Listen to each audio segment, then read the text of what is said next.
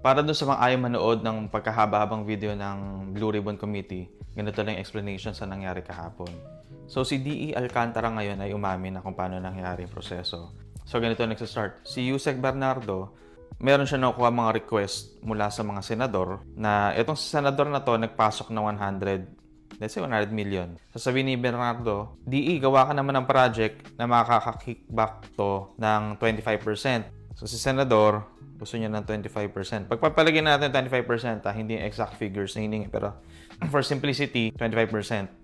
So ngayon si Alcantara, gagawa ngayon ng project na worth 100 million. So meron siya ngayon 100M na kailangan gawin para mabigyan ng 25% itong si senador na nagbaba ng budget.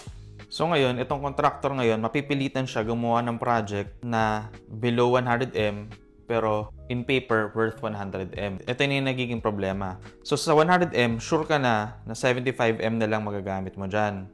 Pero kasi hihingi pa to si Bernardo, hihingi pa to si Zaldico, tapos syempre kakat pa yun si Alcantara.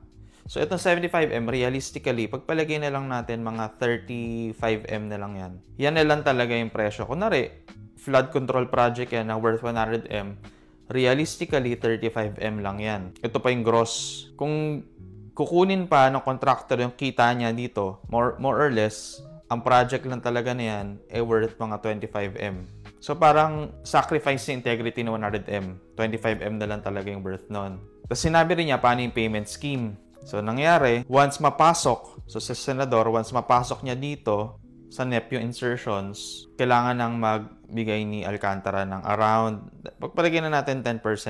Okay? Once malagay pa lang, wala pang na-approve malagay pa lang, kailangan niya magbaba. Ngayon, sure na to, si BICAM i-approve ni Zaldico. Pag na-approve na ni Zaldico, magbibigay ulit ng another 10%. For simplicity, ba? 25% hinihingi. So may 5% na lang.